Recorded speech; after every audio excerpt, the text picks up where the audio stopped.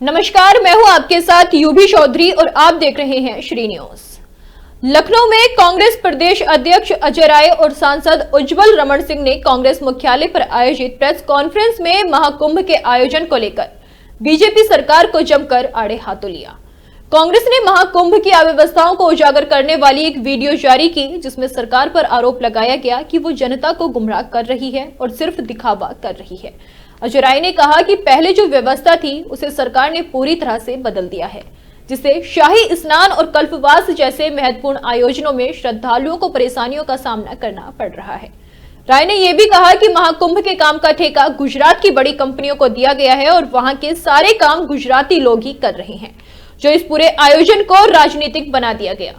उन्होंने कहा कि महाकुंभ में अब कैबिनेट मीटिंग्स हो रही है और वहां हो रहे निर्णय राजनीति का ही हिस्सा बन गए हैं। राय ने कहा कि फरवरी में वो और उनके समर्थक भी महाकुंभ में स्नान करने जाएंगे, लेकिन इस दौरान सरकार की व्यवस्थाओं पर सवाल उठाएंगे। सांसद उज्जवल रमण सिंह ने महाकुंभ को प्रयागराज की आध्यात्मिक और सांस्कृतिक धरोहर बताया, लेकिन आरोप लगाया कि बीजेपी सरकार ने इसे सिर्फ एक फोटो अपॉर्चुनिटी बना दिया है। उन्होंने कहा कि महाकुंभ में भ्रष्टाचार हुआ है और आम श्रद्धालुओं को दिक्कतों का सामना करना पड़ रहा है। सांसद ने यह भी कहा कि मेट्रो जैसी घोषणाएं अभी तक अधूरी हैं और प्रयागराज में स्वास्थ्य सेवाओं की स्थिति भी बहुत खराब है। सांसद ने यह भी आरोप लगाया कि महाकुंभ के आयोजन में वीआईपी कल्चर हावी हो गया है, जहां आम श्रद्धालुओं के बजाय वीआईपी लोगों के लिए ज्यादा सुविधाएं दी जा रही हैं। उन्होंने कहा कि कल्पवासी, पुरोहित और आम श्रद्धालु सरकार की लापरवाही के कारण परेशान हैं। सांसद ने आरोप लगाया कि सरकार वीआईपी के पीछे भाग रही थी, जिससे महाकुंभ में आग लगने जैसी घटनाएं घटी। इस दौरान कांग्रेस नेताओं ने सरकार से मांग की है कि 3 फरवरी के बाद वीआईपी लोगों को अनुमति देना बंद कर दिया जाए और आम श्रद्धालुओं के लिए बेहतर व्यवस्थाएं सुनिश्चित की जाएं। बनाकर जांच करनी चाहिए, जिससे आने वाले दिनों में ऐसी घटनाएं न घट सके। तो ये बहुत बड़ी घटना थी, 130 शिविर और उनके भी पुनर्वास का जो काम था, जब मैं गया तो कोई व्यवस्था सरकार की तरफ से नहीं थी। सिर्फ 2 लोग मुझे मिले जो बेचारे बीकानेर से आए थे, अपनी चाबी ढूंढ रहे थे कि उस जले हुए उसमें जो है कहीं पर उनकी चाबी मिल जाए। लेकिन मैंने कहा सरकार कहेगी सिर्फ आश्वासन मिला है कि हम आपकी व्यवस्था करेंगे। मुझे लगता है सरकार को त्वरित गति से काम करना चाहिए। अब बतला दें, सरकार बहुत दिनों से ये कह रही थी कि प्रयागराज कुंभ के लिए हम बहुत व्यवस्था कर रहे हैं। आप इलाहाबाद और लखनऊ की, प्रयागराज और लखनऊ की रोड रायबरेली के बाद चले जाइए, वो अभी पूरी नहीं हुई। आज के दिन तक भी पूरी नहीं हुई। मेरा 15-20 दिन में समाप्त हो जाएगा। 6 लेन ब्रिज जो गंगा नदी का थापा ऊपर बन रहा है, उसका भी अता पता नहीं, बीच में ही ब्रिज लटका हुआ है। रोपवे बनने की बात थी, रोपवे का पता नहीं, उसकी सरकार चर्चा भी नहीं करती कि रोपवे बनाएंगे कि नहीं बनाएंगे। मैं सिर्फ कह रहा हूं, सरकार घोषणा तो कर देती है कि हमने कुंभ की बहुत तैयारी की। आप सरकार को एक व्हाइट पेपर निकालना चाहिए कि प्रदेश सरकार ने कितना खर्चा किया, कहां खर्चा किया और केंद्र सरकार का कितना पैसा इसमें लगा।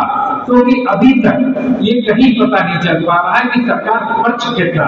सरकार वाहवाही तो लूटने में लगी है, सरकार अपनी पीठ तो थपथपा रही है, लेकिन कहीं पर भी मेले की ओर पर्याप्त ध्यान नहीं है। लेकिन मैं सरकार से सिर्फ आग्रह करूंगा, विनती करूंगा, मौनी अमावस्या में जो मकर संक्रांति में से जो पुराना हमारा अनुभव है, हम जब से जी लेते हैं तब से हम लोग उसी गंगा नदी में नहा रहे हैं। 4 गुना लोग ज्यादा आएंगे, 4 गुना लोग ज्यादा आएंगे। तो कृपा करके अगर सरकार चाहे तो वीआईपी लोगों का आवागमन कम करे बसंत पंचमी तक। बसंत पंचमी के बाद लोगों को बुलाए, उनकी फोटो जो खिंचवाने का जो लोगों में आजकल एक शौक सा मैं कह दूं कि एक पार्टी विशेष के लोगों को बहुत शौक है कि हमारी फोटो जरूर आ जाए, तो उनको उसका अवसर भी देना चाहिए। लेकिन 3 तारीख के बाद जब बसंत का हमारा ध्यान सकुशल बीत जाए। इसी के साथ मैं अपने प्रेस के साथियों से भी आमंत्रित करूंगा कि आप सब लोग भी जरूर आइए, उन चीजों को परखिए। जिन बातों की चर्चा हमने कही है, उन बातों को आप खुद परखिएगा तो आपको अनुभव होगा कि जो बातें हमने कही हैं वो अक्षरशः कितनी सही हैं और कितनी सत्य से परे है। ये आप खुद उसको परखिए। मैं आपको इसलिए आमंत्रित कर रहा हूँ। इसी के साथ मैं आप लोगों का आभार व्यक्त करता हूँ कि आपको जितनी बड़ी संख्या में आए, बहुत बहुत। सांसद और वहाँ के एक प्रयागराज के वरिष्ठ नेताओं में आदरणीय रेवती रमन सिंह जी के कर्मठ सपुत्र उज्ज्वल रमन जी, मेरे बगल में बैठे मीडिया के वाइस चेयरमैन, सभी हमारी पार्टी के वरिष्ठ नेतागण, हमारे पत्रकार साथियों, पत्रकार बहनें, पत्रकार साथी, छायाकार साथी, और 13 जनवरी से प्रतिदिन हम सब लोग वहाँ पे रहते हैं, हमारे स्वयंसेवक वहाँ रहते हैं। सुबह और शाम की चाय जितना हमसे बन सकता है हम करते हैं, और जो श्रद्धालु भोजन के बगैर घूम रहे हैं उनको भी भोजन कराते हैं। भारत सरकार पूरी तरह से निष्फल साबित हुई कि पूरे कुंभ को कर सके, तो लेकिन मेरी जितनी क्षमता हमारी दल की सब कुछ है, हम लोग प्रतिदिन भोजन और इसके करते से कुछ कंबल वितरण कर रहे हैं, और हर दिन कम से कम 150-200 लोग हमारे पंडाल में रात्रि विश्राम करते हैं, जिनको कहीं जगह नहीं मिलती है। जैसा कि सांसद जी ने सवाल उठाया, मैं कल भी वहां था। कुंभ मेला की पार्किंग खाली पड़ी हुई है। मेला क्षेत्र की पार्किंग 19 सेक्टर में, 15 में, 16 में, 6, 12, 14 इन सब सेक्टर्स में मैं घूमा, पार्किंग खाली पड़ी थी। लेकिन अंदावा रोड से पहले सराय इनायत के आसपास से ही गाड़ियां रोक दी जाती। वहां की पुलिसिंग की वजह से और वीआईपी कल्चर की वजह से सारी व्यवस्थाएं वहां जन्म ली।